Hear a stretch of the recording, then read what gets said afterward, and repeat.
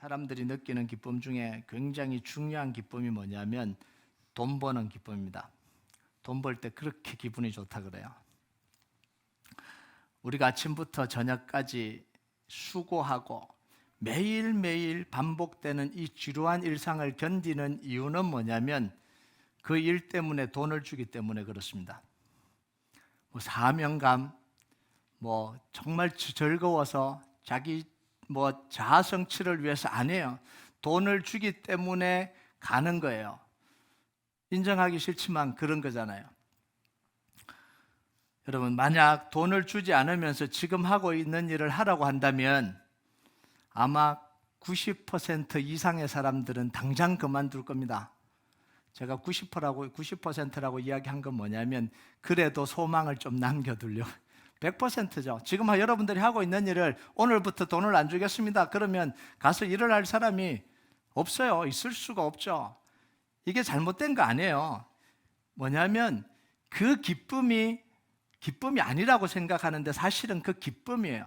그 기쁨이 하루를 버티게 만드는 거예요. 어쩔 수 없이 가, 힘들어도 가, 끌려서 가, 그러지만 사실은 그곳에는 돈을 버는 기쁨이 있는 거예요. 인지하지 못하지만 그 속에 있는 거죠. 여러분, 이게요, 인간이 돈 버는 기쁨이 얼마나 큰지를 단적으로 보여주는 거예요. 인정하기 싫어도 그건 현실이에요. 여러분, 돈 버는 기쁨보다 좀 더 큰 기쁨이 뭐냐면 돈을 쓰는 기쁨이에요. 버는 것보다는 쓰는 게 좀 더 나아요. 쓸 때요, 고생한 것에 대한 보상을 받는다라는 느낌이 들어요. 그러니까 보상받고 싶은 거, 쓰면서 내 고생한 걸 보상받고 싶어요.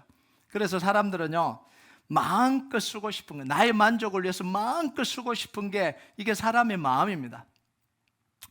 그런데 한 번도 우리가 그래 본 적이 없지만 마음껏 다 쓰고 쓸 만큼 다 쓰고 언제든지 다 쓸 수 있다면 더 이상 기쁨을 못 느낍니다. 쓰는 것에 대한 기쁨을 못 느껴요. 이런 기쁨 느껴보겠다고 하는 사람들이 많은데 못 느껴봤지만 그게 사실입니다. 왜 꼭 돈만 그런 게 아니잖아요. 우리가 다른 걸 봐도 그렇잖아요. 처음에는 그렇게 갈망하고 그렇게 좋고 조금만 해도 좋은 게 나중에 지나니까 이제는 해도 기쁨이 없는 거예요. 이때 느낄 수 있는 기쁨이 뭐냐면 돈을 쓰다가 기쁨이 없으면 그 다음에 느끼는 기쁨이 뭐냐면요, 돈을 정말 의미 있는 데 쓰는 기쁨이 있어요. 정말 의미 있는 일에 내 돈을 쓰는 기쁨이 그냥 돈 쓰는 기쁨보다 훨씬 더 커요.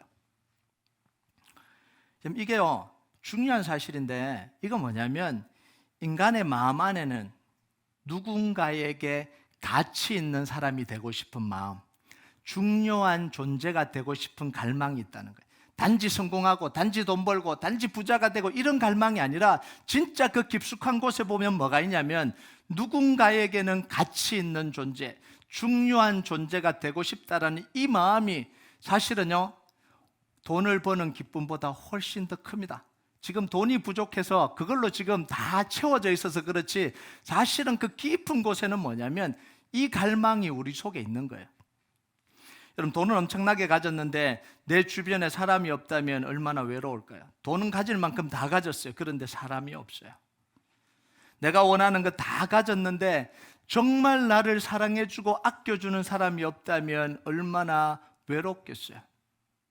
내가 권력도 가지고 돈도 가졌는데 정작 나를 필요로 하는 사람이 없다면요, 그 권력이 무슨 소용이에요? 그 돈이 무슨 소용입니까? 여러분, 우리 그리스도인들이 느끼는 1차적인 기쁨이 뭐냐면 하나님이 나를 도우셔서 내가 원하는 걸 가지게 해주는 게 이게 1차적인 기쁨입니다. 이걸 바로 뛰어넘을 수 있는 사람은 아무도 없어요. 신앙을 시작하면 제일 먼저 느끼는 기쁨이 이 기쁨입니다. 하나님이 나를 사랑하시는 증거가 나를 축복해 주시는 것, 하나님이 나를 사랑해 주시는 증거가 내가 원하는 걸 기도해서 받는 것, 이게 1차적인 기쁨입니다. 여러분, 하나님의 자녀로 살아가면서 너무나 당연히 가져야 될 소망입니다. 여러분, 이걸 무시하면 안 돼요. 여러분의 자녀들이요, 엄마 나 오늘 아이스크림 먹고 싶고 뭐 먹고 싶어, 그런 원초적인 기쁨으로 네가 만족할 수 있어? 좀 더 깊은 즐거움을 가져야지. 이건 안 되는 거죠. 그 기쁨을 느끼는 게 당연한 겁니다, 자녀로서. 나 장난감 이게 필요하고 이게 필요하니까 사줘. 너는 꼭 네 만족을 위해서만 살아가냐? 다른 사람을 위해서는 살지 않냐? 이렇게 할 수는 없는 거예요. 그걸 통해서 기쁨과 감격과 감사를 느끼고 그 자녀로 살아가는 그 기쁨을 느끼잖아요. 이게 1차적인 기쁨이에요. 당연한 소망이고 당연한 소원입니다. 여러분, 이런 기도의 역사가 계속해서 일어나기를 바랍니다. 여러분, 잘못하다 보면 교회 와서 그런 건 구하면 되지도 않고 구하지도 말아야 되고 어떻게 아직도 그런 초보적인 것에 머물러 있냐? 이건 당연한 거예요. 여러분, 감사한 건요, 이런 소식들이 계속해서 들린다는 거예요. 기도했더니 하나님께서 이렇게 응답해 주셨습니다라는 그 고백들이 있다라는 게 너무너무 감사해요.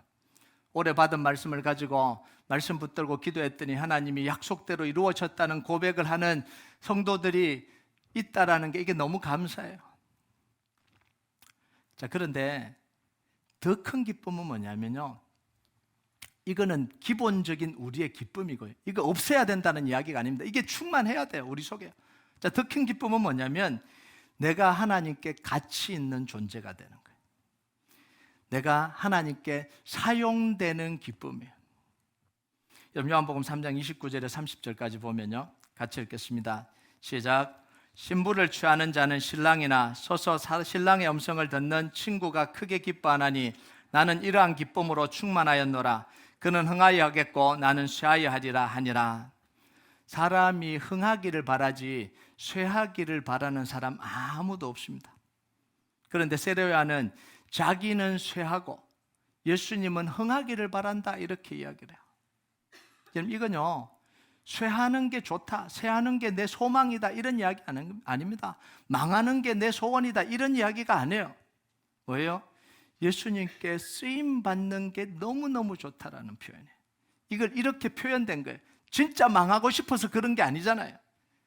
하나님께 쓰임받는 거, 예수님께 쓰임받는 기쁨이 너무 좋다는 거예요. 이거 뭐냐면 하나님께 쓰임받는 기쁨을 아는 사람이 하는 고백입니다. 여러분, 그러면 나는 쇠하고 예수님은 흥하기를 원한다. 그래, 내가 기도 들어줄게. 너는 쫄딱 망해라. 이렇게 하시는 분이 하나님이 아니라는 건 너무 잘 알잖아요. 여러분, 하나님은 이런 사람을 절대로 쇠하도록 내버려 두지 않았어요. 이 고백을 했다 그래서 들린 대로 역사하겠다 막 이러고 해주시는 분이 아니라는 거예요. 망하게 내버려 두시는 하나님이 아니라는 거죠. 예수님이 세례 요한에 대해서 뭐라고 이야기하세요? 여자가 낳은 자 중에 세례 요한보다 큰 이가 일어난 적이 없다, 이렇게 이야기했어요. 물론 목베어 죽임을 당했지만 세상에서는. 그런데 예수님의 평가가 이거예요. 여자가 낳은 자 중에, 이게 뭐예요? 세상에서, 이 세상 사람들 중에 세례 요한보다 큰 이가 일어난 적이 없다라는 거예요. 여러분, 오늘요, 또 다른 의미에서 하나님의 손에 쓰임받은 사람이 나옵니다. 바로 고레스 왕이에요. 고레스 왕은 페르시아 초대 왕입니다. 여러분 잘 알다시피 바벨론의 포로로 잡혀있던 이스라엘 백성들을 귀환시키게 만듭니다. 다시 되돌려 보냅니다. 예루살렘 성전을 재건하도록 칙령을 내려줍니다. 대단한 역할을 한 거죠. 그 내용이 에스라서 1장에 나옵니다. 같이 읽겠습니다. 시작. 바사 왕 고레스 원년에 여호와께서 예레미야 입을 통하여 하신 말씀을 이루게 하시려고 바사 왕 고레스의 마음을 감동시키심에 그가 온 나라에 공포도 하고 조서도 내려 이르되 바사 왕 고레스는 말하노니 하늘의 하나님 여호와께서 세상 모든 나라를 내게 주셨고 나에게 명령하사 유다 예루살렘의 성전을 건축하라 하셨나니. 자, 이때부터 1차 포로귀환으로부터 시작해서 3차 포로귀환까지 이루어집니다. 이 고레스의 칙령을 시작으로 포로귀환의 역사가 시작이 돼요. 예루살렘이 재건됩니다. 얼마나 중요한 역할을 한 거예요, 고레스가. 자, 여기서 중요한 게 두 가지입니다. 첫 번째는 고레스를 사용하시는 하나님의 능력이에요. 원래 고레스는 작은 나라 바사의 왕입니다. 바사 나라는 굉장히 작은 나라였습니다. 그 주변국에 메대라는 나라가 있었고요, 바벨론이 아직도 건재했습니다. 바사가 세워질 때 바벨론은 이 세계를 다 지배하고 있었던 나라가 이 바벨론입니다. 이 메대와 바벨론에 비하면 바사는 너무 힘이 없었어요. 그들에게 조공을 바치는 나라였습니다. 그런데 하나님이 고레스를 도구로 사용하기 위해서 힘을 키워주시는 거예요. 이게 1절의 내용입니다. 1절 같이 읽겠습니다. 시작. 여호와께서 그의 기름 부음을 받은 고레스에게 같이 말씀하시되 내가 그의 오른손을 붙들고 그 앞에 열국을 항복하게 하며 내가 왕들의 허리를 풀어 그 앞에 문을 열고 성문들이 닫히지 못하게 하리라. 이 전쟁하는 모습을 보여주는 거잖아요. 하나님이 고레스에 뭐 하셨다고? 고레스를 뭐 하셨다고요? 오른손을 붙들어 주셨다. 여러분, 오른손을 붙들어 주신다는 의미가 뭔지 지난주에 다 이야기했습니다. 그죠? 하나님의 오른손은 권능의 손입니다. 능력의 손이에요. 원수를 무너뜨리는 손입니다. 그 오른손으로 고레스의 오른손을 잡고 대신 싸워주셨다라는 거예요. 그래서 모든 나라들이 뭐 했다고요? 성문을 열고 항복했다는 거예요. 닫히지 않았다는 거예요. 다 열리는, 가는 곳마다 성문이 다 열려버린 거예요. 그리고 왕들이 허리를 풀고 왕복을 다 벗고 항복하게 만들, 허리를 풀었다는 이름 풀어요. 왕복을 입고 있던 이 왕복을 다 벗고 항복한 거예요. 그럼 역사적으로 보면요, 가장 작은 나라였던 바사가 메대와 바벨론을 차례로 정복합니다. 그리고 페르시아라는 큰 나라를 만들어요. 그때 초대 왕이 고레스입니다. 하나님이 오른손에 붙잡고 쓰시는 사람을 사용하시는 방식이에요. 이게요. 두 번째는 뭐냐면 무엇을 위해서 고레스를 사용하셨냐라는 거예요. 누구를 위해서 고레스를 사용하셨냐는 거죠. 4절을 한번 볼까요? 4절 같이 읽겠습니다. 시작. 내가 나의 종 야곱, 내가 택한 자 이스라엘 곧 너를 위하여 내 이름을 불러 너는 나를 알지 못하였을지라도 내게 칭호를 주었노라. 자, 하나님이 누구를 위해서 고레스를 사용합니까? 이스라엘 백성들, 나의 종 야곱. 자, 그런데 여기서 잘 봐야 됩니다. 포로로 잡혀 있는 이스라엘 백성들을 귀환시킵니다. 자, 그러면 야곱이 예뻐서, 이스라엘 백성들이 너무너무 중요해서, 너무너무 사랑스러워서 그 일을 했을까요? 그건 아니에요. 뭐냐면 이스라엘 백성들이 포로에서 예루살렘으로 돌아오는 건 이거 뭐냐면 하나님의 언약의 성취입니다. 이게 더 중요해요. 이스라엘 백성들을 구원해줬다. 이것보다 더 중요한 게 뭐냐면 하나님이 언약을 성취하셨다는 거예요.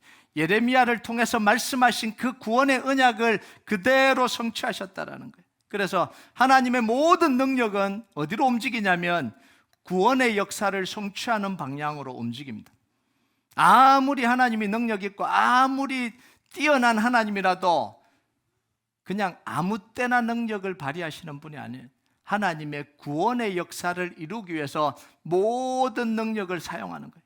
이건 너무나 중요한 사실입니다. 이걸 우리가 알고 있어야 돼요. 언제 하나님의 능력이 나타나는지 정확하게 알고 있어야 되는 거죠. 자, 그러면 우리에게 질문을 던져야 됩니다. 우리는 뭘 해야 되냐는 거예요. 두 가지 질문을 던져야 됩니다. 첫 번째는 나는 하나님께 쓰임받고 있느냐? 중요한 질문 던져야 돼요. 나는 지금 하나님께 쓰임받고 있냐라는 거예요. 두 번째, 나는 지금 하나님께 쓰임받는 기쁨을 느끼고 있냐라는 거예요. 그 기쁨이 있냐라는 거예요. 우리 가슴 속에 하나님께 쓰임받는 기쁨이 있냐라는 거예요. 여러분, 이 기쁨이 없는 상태에서, 잃어버린 상태에서 신앙생활하고 있으면 제대로 하지 못하는 거예요. 그럼 정말 중요한 기쁨이 뭐냐면 이 두 가지거든요. 하나님께 쓰임받는 것과 하나님께 쓰임받는 기쁨이 우리 안에서 있어야 되는데 이게 없는 상태에서 신앙생활하면 힘들어요. 여러분, 보통 사람들은 신앙생활하면서요 제일 관심을 가지는 부분이 어디냐면 이것과 반대예요. 하나님께 쓰임받는 것과 하나님께 쓰임받을 때 느끼는 기쁨을 갈망하는 쪽이 아니라 반대 방향으로 신앙생활해요. 그래서 신앙생활이 자꾸 힘들어지는 거예요. 항상 나 중심적으로 생각해요. 하나님께 쓰임받고 있냐, 하나님 쓰임받는 기쁨이냐, 이걸 생각하는 게 아니라 내 중심으로 생각합니다. 내가 좋은가? 내가 편한가? 나를 괴롭히지 않는가? 나를 푸시하지 않는가? 이게 중요한 거예요. 내가 유익이 되냐? 내가 좋은 게 있냐? 다 여기에 초점이 맞춰 있어요. 그래서 불만과 시험과 상처가 다 어느 지점에서 오냐면 여기에서 오는 거예요. 여기에서요. 내가 불편하니까, 나를 자꾸 시험 들게 하니까, 나를 푸시하니까, 나를 자꾸 뭔가를 하라 그러니까 그게 싫은 거예요. 거기서부터 불만이 나오는 거죠. 거기서부터 시험거리가 되는 거예요. 거기서부터 상처가 되는 거예요. 그러니까 신앙생활이 어디에 따라 달라지냐면 내 생각과 감정에 따라서 다 달라져요. 신앙이 깊어지지가 않고요, 표면적인 기쁨으로 머물게 되는 거예요. 나를 편하게 해주면 좋고, 내가 귀에 듣기 좋은 말씀이 들려오면 좋고, 감동이 되면 좋고, 딱 요 수준에 머물러 있는 거죠. 더 깊이 들어갈 수가 없는 거예요. 하나님의 말씀과 성령의 역사가 일어나고 하나님의 음성을 들릴 여지가 줄어들어요. 왜냐하면 내 생각으로 가득 차 있기 때문에 그래요. 안 들려요. 들리진 않습니다. 성경 속에 이런 인물들이 굉장히 많았는데요, 이 인물들이 보면 중간에 사라져요. 있다가 쭉 사라지고 없어집니다. 왜냐하면 그냥 채워주는 대로, 그냥 표면적인 기쁨에 머물다가 그냥 사라지는, 깊어지지 못하니까. 그런데요, 정말 내가 하나님께 쓰임받고 있냐, 내가 정말 하나님께 쓰임받는 기쁨을 느끼고 있냐라고 생각하면 달라집니다.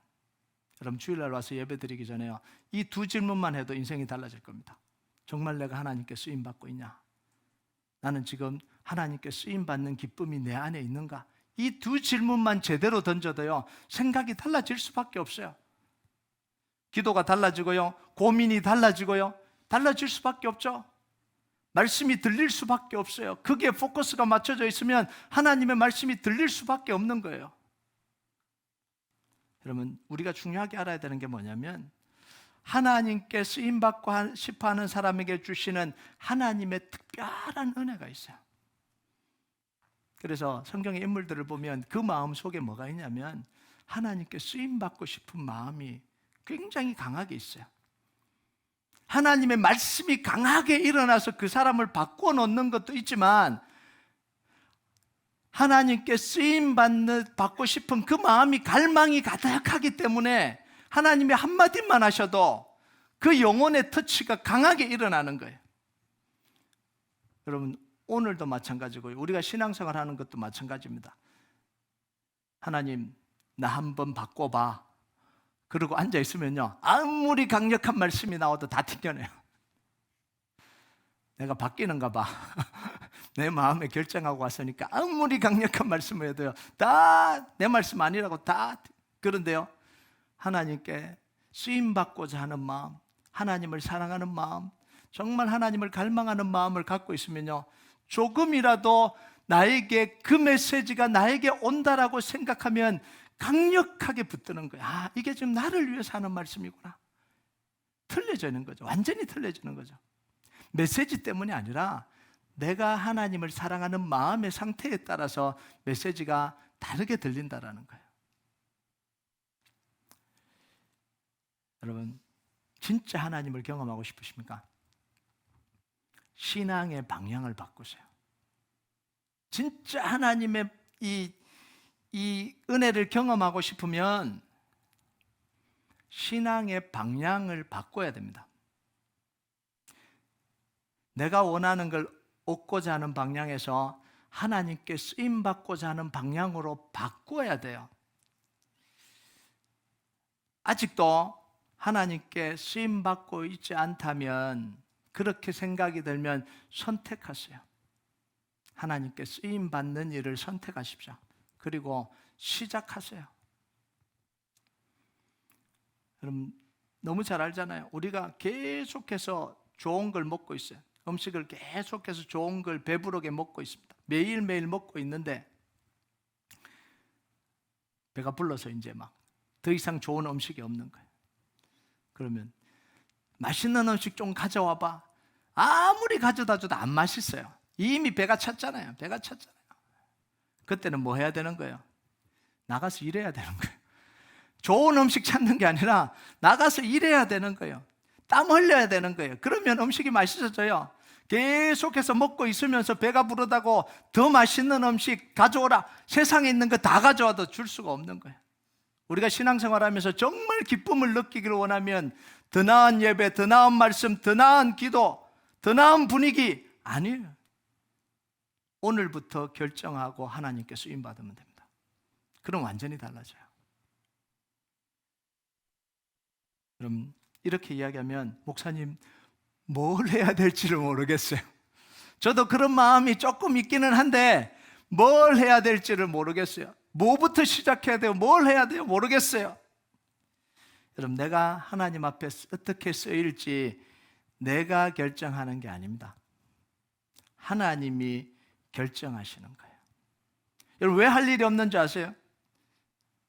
이 일은 나한테 안 맞고, 여기는 내 적성에 안 맞고, 이런 일은 나는 못하겠고, 나는 좀 더 멋있는 일을 하고 싶고, 나는 좀 더 내가 원하는 걸 하고 싶다. 그러니까 할 일이 없는 거예요. 이것도 잘라내고 저것도 잘라내고 저것도 잘라내고, 다 잘라내면 할 게 뭐가 있어? 아무것도 없는 거죠. 여러분, 쓰임 받는 건요, 내가 결정하는 게 아닙니다. 하나님이 결정하시는 거예요. 쓰임 받는 건 내가 하고 싶은 것을 하는 게 아닙니다. 하나님이 필요로 하시는 곳에 하나님이 쓰시는 거예요. 이게 쓰임 받는 겁니다. 여러분, 성경에 어느 인물이 하나님 저 이런 일을 하고 싶습니다, 써주십시오 막 이러고 쓰인 게 어디 있어요? 모세가 손들고 저는 출애굽 담당하겠습니다. 다윗은 저는 왕으로 한번 섬겨보겠습니다. 할렐루야. 그러고 쓰인 사람이 어디 있어요? 출애굽할 사람이 필요하다. 네가 좀 와라. 애굽에 지금 보내서 이스라엘의 이 백성들을 굶주림에서 건져내고 아브라함에게 한 이 역사를 이룰 사람이 필요하다. 요셉을 데려가시잖아요. 노예로 데려가시잖아요. 얼마나 끌려가기 싫었겠어요. 안 가고 싶었겠죠. 그런데 가잖아요. 그게 하나님이 쓰시는 거예요. 여러분, 9절과 10절을 한번 볼까요? 9절과 10절 같이 읽겠습니다. 시작. 질그릇 조각 중 한 조각 같은 자가 자기를 지으신 이와 더불어 다툴진대 화 있을진저 진흙이 토기장에게 너는 무엇을 만드느냐, 또는 내가 만든 것이 그는 손이 없다 말할 수 있겠느냐. 아버지에게는 무엇을 낳아서 하고 묻고 어머니에게는 무엇을 낳으려고 해산의 수고를 하여서라고 묻는 자는 화 있을진저.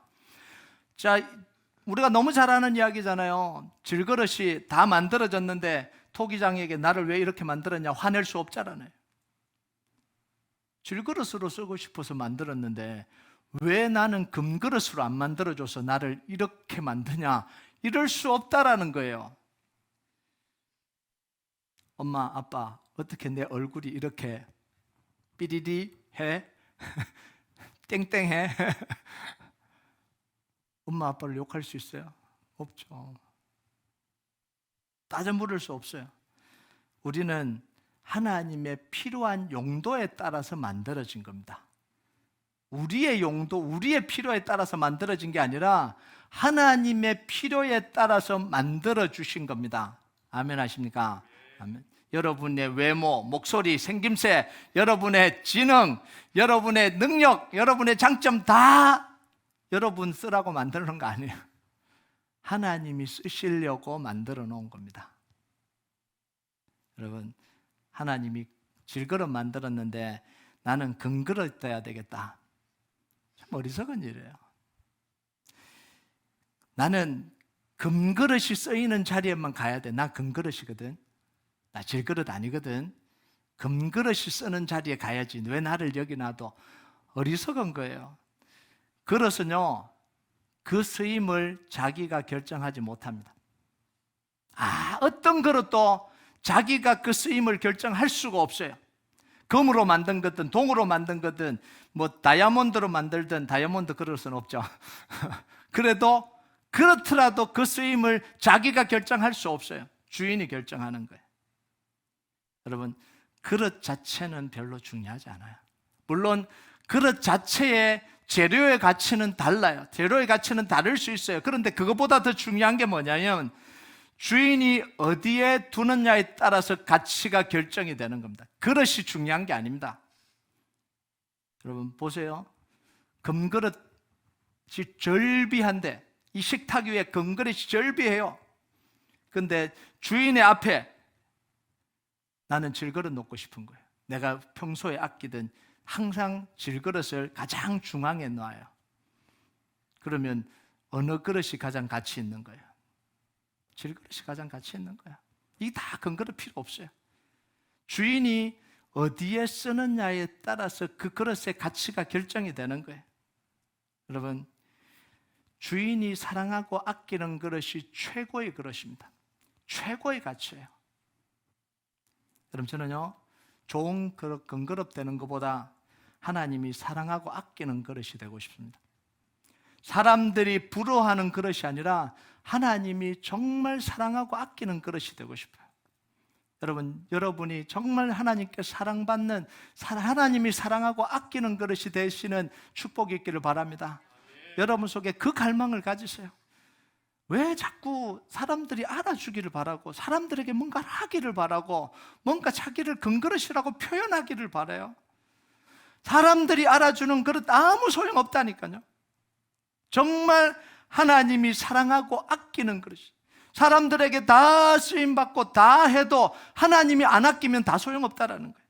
사람들에게 유명해지고 사람들이 다 괜찮다 그래도 하나님이 안 아끼면 그 아무 소용없다니까요. 그런데 많은 경우 너무너무 가슴이 아픈데 자꾸 자기를 나는 이런 그릇이다라고 자꾸 드러내려고 그래요.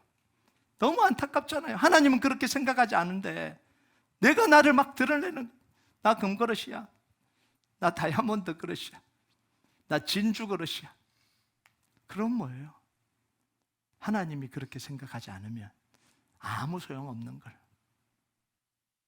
여러분, 정말 하나님이 아끼고 사랑하는 그릇이 되길 주님의 이름으로 축복합니다. 드러낼 필요도 없는 거야. 기도하면 되고 하나님을 사랑하면 되고, 정말 하나님이 나를 뭐라고 생각하시는지 늘 생각하고요, 주님 사랑받으려고 살아가면 돼요. 그게 가장 행복한 거예요. 아멘 하십니까? 저하고 생각이 다르십니까? 저는 그러고 싶어요. 정말 하나님께 사랑받는 거라. 여러분, 내가 하나님께 쓰임받는 방법은요, 뭐냐면 지금 하나님이 원하시는 곳에 내가 쓰이면 돼요. 쓰임받으면 됩니다. 그 일에 쓰임받으면 됩니다. 나에게 맞느냐, 내 적성에 맞느냐 안 맞느냐 중요하지 않아요. 중요한 건 뭐냐면 필요하냐, 나를 필요로 하느냐, 요청이 있느냐, 이게 훨씬 더 중요해요. 여러분, 지금 너무너무 필요한 곳이 있는데, 사람을 너무너무 필요한 곳이 있는데, 사람들을 필요도 하지 않는 곳에 나는 그 일을 위해서 섬겨야 되겠다.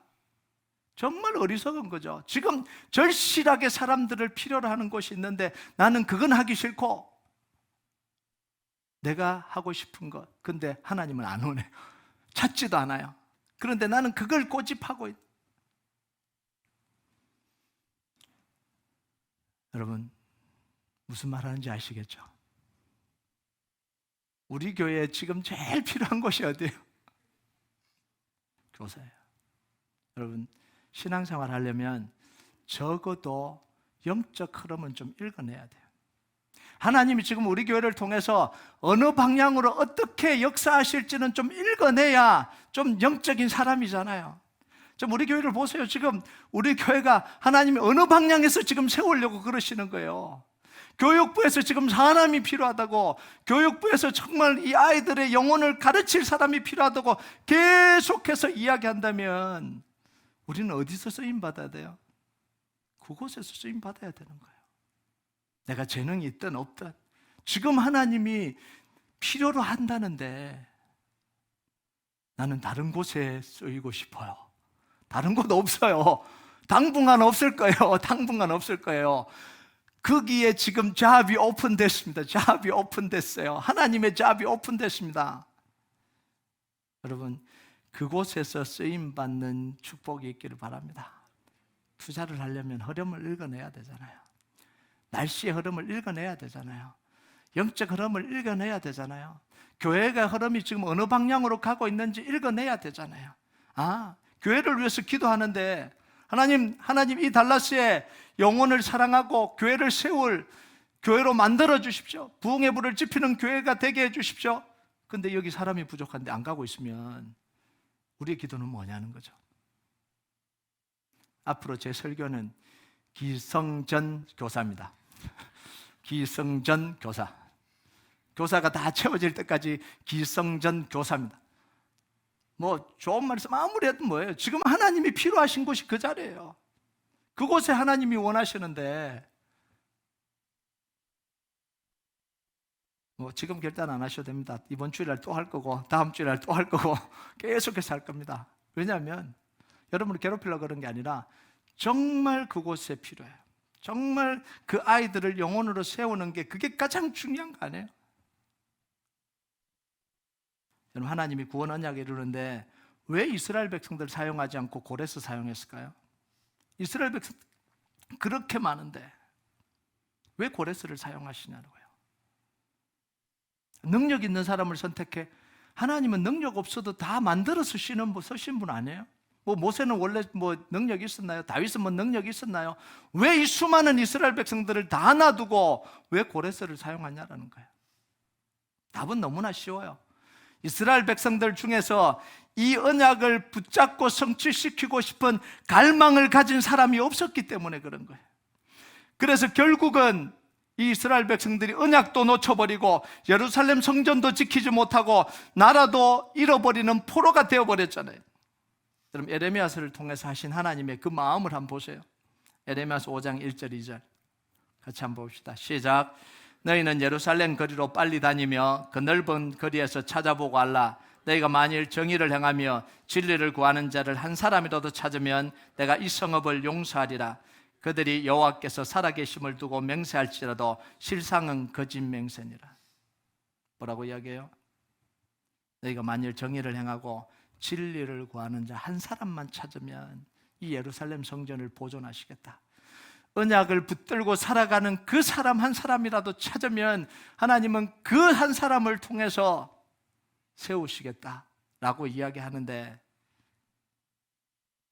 뭐라고 이야기하냐면 그들이 제가 여기 있습니다. 저도 크리스찬입니다. 저도 하나님을 사랑합니다. 라고 맹세해도 실상은 거짓말이라는 거예요.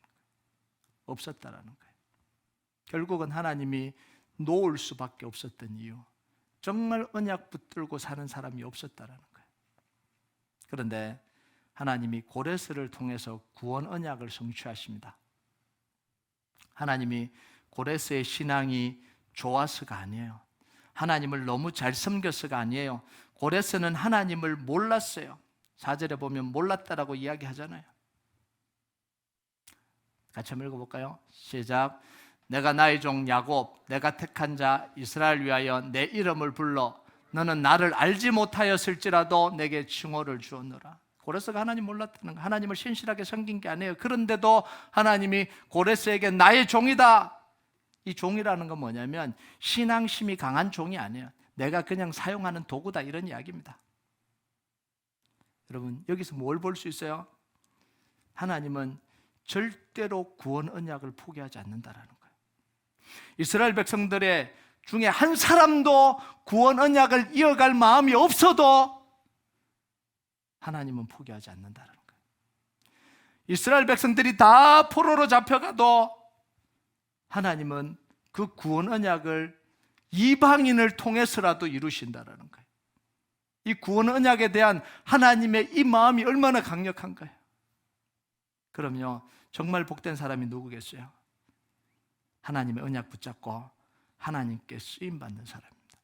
가장 복된 사람이에요. 하나님은 이 사람을 찾으시는 거예요. 여러분 신앙생활을 한다고요, 신앙생활 좀 한다고 폼 잡는 사람 하나님 찾지 않아요. 내가 좀 한다고 아는 체 하는 사람 하나님 찾지 않아요.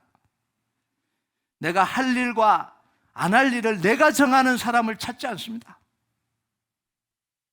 하나님이 필요로 하실 때 주님 제가 여기 있습니다, 나를 써주십시오라고 하는 사람을 찾으시는 거예요. 나라도 괜찮겠습니까? 사람이 없다는데 하나님이 쓰시려고 하는데 나라도 괜찮겠습니까? 능력 없는 나라도 괜찮겠습니까? 하나님 나 써주십시오. 그 사람을 찾으시는 거예요. 여러분, 신앙생활 열심히 하시고 정말 하나님을 사랑한다 그러시면요, 정말 하나님이 찾으시는 곳에 쓰임받는 여러분 되시길 바랍니다. 그래서요, 정말 여러분의 인생이 사람들에게 부러워지는 인생이 아니라 하나님이 사랑하시고 하나님이 귀하게 여기시고 하나님이 정말 아끼는 그릇이 되어서 하나님의 손에서 붙잡혀 사는 인생이 되기를 주님의 이름으로 축복합니다. 우리 같이 찬양하도록 하겠습니다. 이 찬양 하나님 앞에 좀 올려드립시다. 나의 부르심 그 길을 따라 한 걸음씩 걸어갈 때에 그 길 끝에 날 맞아 주시는 이 하나님의 사랑 예수 그리스도, 나를 부르신 그 사랑의 음성 내 마음에 들려올 때에 찬송하며 그 음성 따라가리, 주를 경배하며 달려가리. 우리가 이 고백을 하나님 앞에 좀 같이 올려드리기를 원합니다.